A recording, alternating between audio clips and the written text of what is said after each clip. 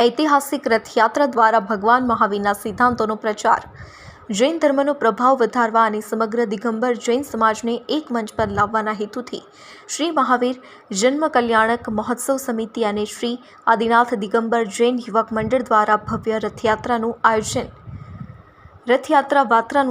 તારીખ 10/4/2025 રોજ કુંડલપુર નગરી વલ્લભ સદન રિવરફ્રન્ટ અમદાવાદ ખાતે કરવામાં આવેલ છે। આ રથયાત્રા પૂર્વ અને પશ્ચિમી વિસ્તારથી નીકળશે, પાલડી 4 રસ્તા ભેગી થશે અને ત્યાંથી કુંડલપુર નગરી વલ્લભ સદન રિવરફ્રન્ટ આશરે સવારે 10 કલાકે પહોંચશે અને ત્યાં ધર્મસભા યોજાશે અને 10,000થી વધુ જૈન ભક્તો એકસાથે માંડીને ભગવાન મહાવીરનું જન્મ કલ્યાણક મહામહોત્સવ મનાવવામાં આવશે। શ્રીજીની રથયાત્રા પૂર્વ વિસ્તારના અમદાવાદનો રૂટ સવારે 7 કલાકે શ્રી પાર્શ્વનાથ દિગંબર જૈન મંદિર, ખોડિયાનગર, સોલીની ચાલી, રબારી કોલોની, CTM, જશોદાનગર 4 રસ્તા, ગોરનાકુવા, હાટકેશ્વર 4 રસ્તા, ખોખરા, LGB। મારું નામ Rishabh Kumar Jain, president Swarnim startup and innovation university અને ભગવાન મહાવીરના જન્મ કલ્યાણક મહોત્સવ સમિતિનો હું મુખ્ય સંયોજક છું।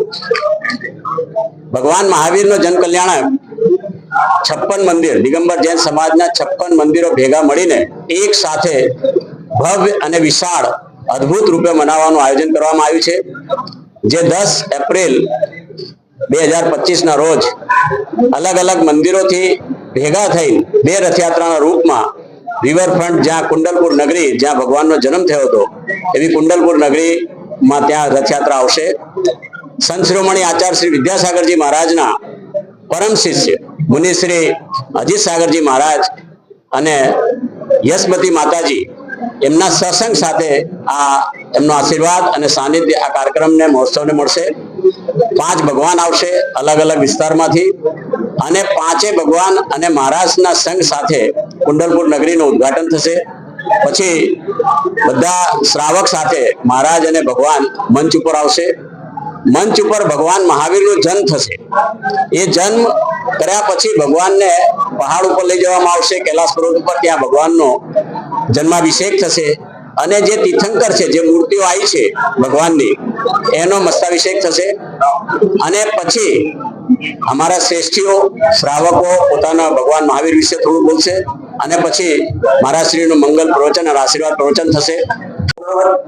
આદિનાથ યુવક મંડળ અધ્યક્ષ, ભગવાન મહાવીર જન્મ કલ્યાણ સમિતિનો કાર્યદર્શ તરીકે મેં કામ સંભાળ્યું અને આ પ્રોગ્રામ ભવ્યતાને રૂપે કરવા રૂપે કદાચ સમાજ બંધુઓએ અમદાવાદના 56 મંદિરોએ ભક્ત વિશાળ યાત્રા જોડાશે એવી સંખ્યા 10,000 સાથે નિર્ણય લીધેલો છે।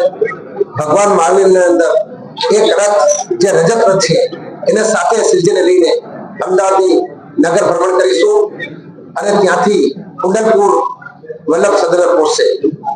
રથયાત્રામાં 50થી વધારે ઓપન જીપ અને ડીજે જેવા બેન્ડ બાજા, 24 ભગવાનની ઝાંકીઓ, 108 સજાની કાર